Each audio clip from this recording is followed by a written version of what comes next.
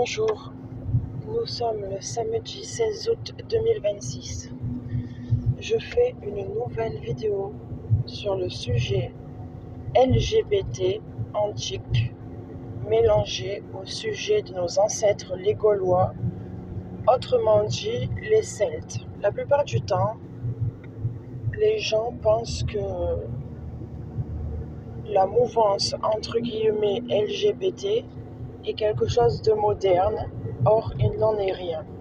Si on se penche un petit peu sur la mythologie gréco-romaine, on remarque rapidement qu'il y a dans les coins des LGBT, entre guillemets. Pour en revenir aux Celtes, lorsqu'ils ont été conquéris par les Romains, ils se sont plutôt fait assimiler. Certains disent qu'en fait les Romains et les Celtes avaient une même origine ethnique et donc qu'ils étaient proches au niveau de la religion. Les Romains semblaient avoir une religion différente, mais c'était parce que en fait ils colonisaient tellement de peuples qu'ils assimilaient plusieurs religions et donc ça faisait un gros polythéisme. Mais au fond, ils avaient une même origine et ils avaient en sous-marin une religion similaire.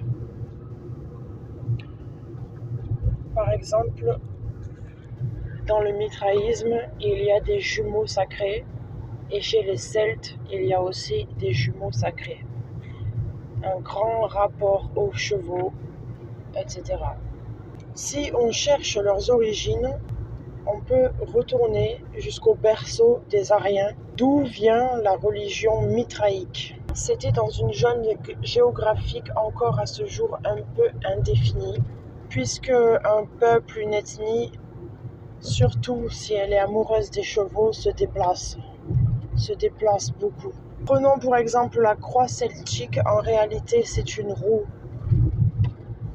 Et donc, ces ancêtres communs que pouvaient avoir les Celtes et les Romains étaient passés par l'Anatolie antique, très antique. Et à cette époque, il y avait une déesse qui s'appelait Kybele. On peut dire Cybèle, mais le C est un K. Si vous entendez le mot, ça fait Kaaba et El. Kaaba, c'est cube, et El, c'est Dieu. Le cube, c'est la maison de Dieu. À cette époque-là, en Anatolie, était représentée par une femme couronnée, souvent par une couronne de remparts. Les remparts protègent la ville, le cube, la ville, parce que le cube, c'est la maison, et par extension, cube après cube, ça forme une ville autour des remparts, symbolisée par une femme sur un char tiré par des lions. Les lions symbolisent la sauvagerie de la plaine. Les lions sont les rois de la plaine et cette femme, sur son char tiré par des lions, symbolise la ville qui a domestiqué la sauvagerie de la plaine. À l'époque romaine, en décadence, beaucoup plus à l'ouest, donc vers Rome, et y compris la Gaule qui deviendra plus tard la France, il y a donc ces Celtes qui se romanisent. Malheureusement, Rome est en décadence.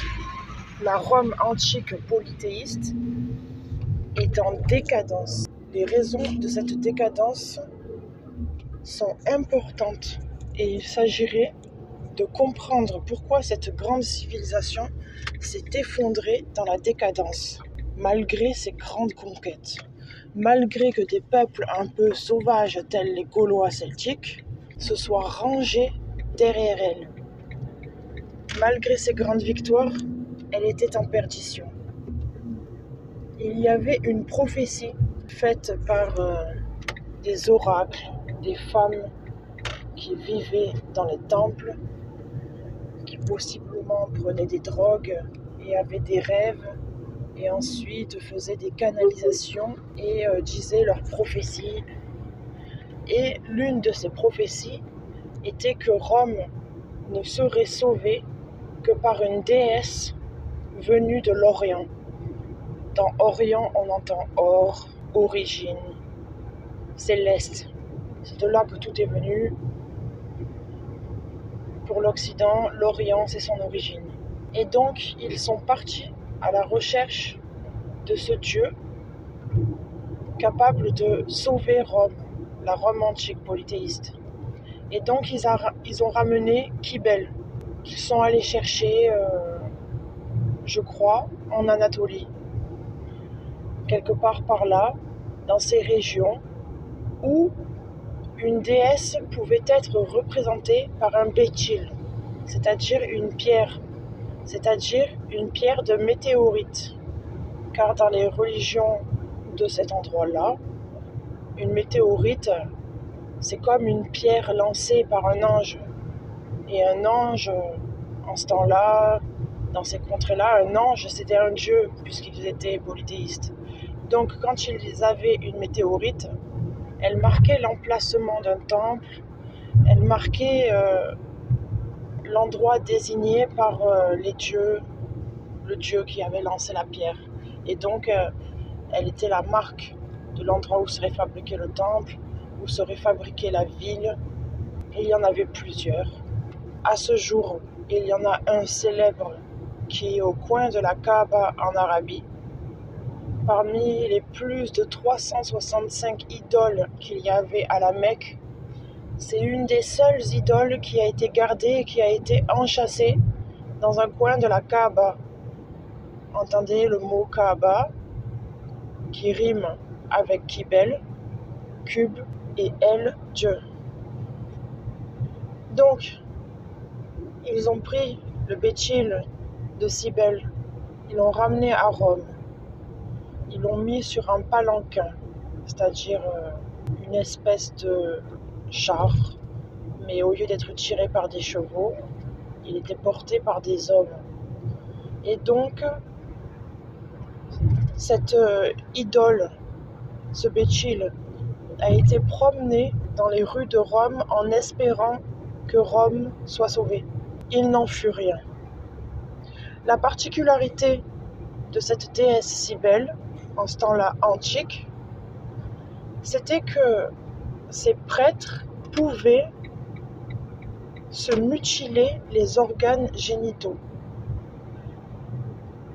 Les Romains, les patriarches romains, ont interdit à leurs fils nobles de devenir des prêtres de Cybèle. Par contre, les Gaulois, les Celtes, eux, pouvaient devenir des prêtres de Cybèle. Et ils ont beaucoup aimé devenir des prêtres de Cybèle. À une période de l'année, ils se réunissaient pour pratiquer une espèce d'orgie avinée où ils se coupaient eux-mêmes les organes génitaux pour devenir en quelque sorte des trans et des prêtres, prêtresses de Cybèle. Tout ceci n'a pas empêché la décadence de Rome qui a sombré. Et finalement, le Dieu qui a sauvé Rome, c'est le Dieu de Jésus. Maintenant, repartons dans le passé, très lointain, dans ces premières villes de l'humanité, où il y avait un cube, la première maison, et puis plusieurs cubes, les premières villes, les premiers remparts. À l'origine de l'humanité préhistorique, avant tout ceci, les déesses, femmes, mères, terre, représentées par une femme, se sont transformées en donc ces déesses, comme Cybèle, sur des chars, avec des couronnes de remparts, avec des lions domestiqués tenus en laisse. Mais c'était la même déesse. Et il y a eu un temple à cette déesse. Et puis il y a eu un temple à son mari. Et puis le mari est mort. Et il y a eu un temple pour ses amants. Et puis il y a eu un temple pour sa version guerrière. Et puis il y a eu un temple pour sa version femme, et puis un temple pour sa version mère, pour sa version âgée. C'était certainement lucratif. Pour la version masculine, il y a eu un temple guerrier pour les hommes guerriers. Et puis il y a eu un temple pour les hommes qui voulaient faire, comme les femmes, de la prostitution sacrée. Oui, en ce temps-là, il y avait de la prostitution sacrée. Parce que dans les villes, la prostitution se développe et donc elle était encadrée. Elle était encadrée par ces premières maisons organisées qui étaient les temples. Et les hommes ont voulu eux aussi devenir des prostituées sacrées. Et ça a commencé à instituer ces mutilations génitales. Parce que pour l'organisation de la ville, comme je l'ai dit dans une autre vidéo, il y avait les eunuques. Et puis un jour est venue une autre religion qui a interdit les sacrifices humains, qui a interdit les mutilations des animaux, qui a interdit les mutilations des hommes.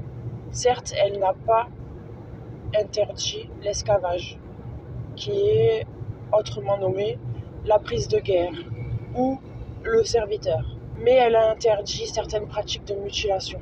C'était un grand virage et Rome l'a pris un peu plus tard, bien plus tard. Et elle n'a pas été capable de la prendre avec pureté.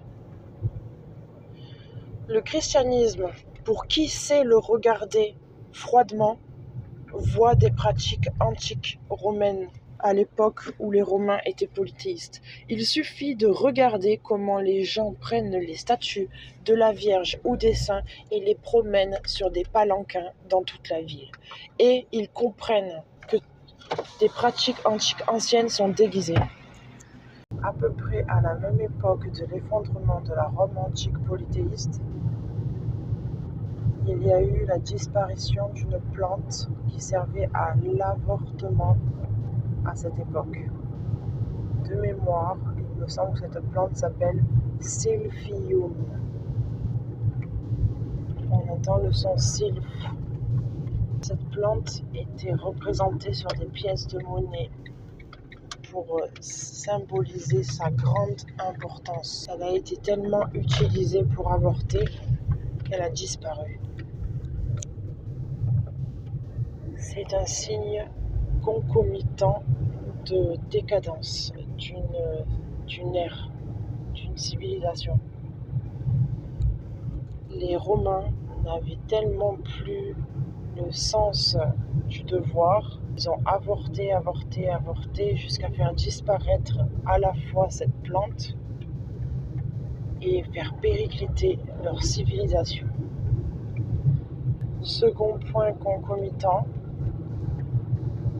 la belle Cybèle était donc une femme sur un char tiré par 2 lions. C'est également ainsi que pouvait être représentée Astarté ou Ishtar. Et c'est également ainsi qu'était représentée Freya, une déesse nordique dans le panthéon où Odin trône. Sauf que Freya n'est pas la femme d'Odin, qui est un naze. Pas un naze avec le N. Az, c'était une branche parmi les dieux polythéistes. La branche qui était précédente à eux était les Vannes et Freya était une Vanne. C'était une famille de dieux qui était plus proche de la nature. Dans le panthéon gréco-romain, on peut comparer ça au dieu de l'Olympe et au dieu chtonien qui précédait.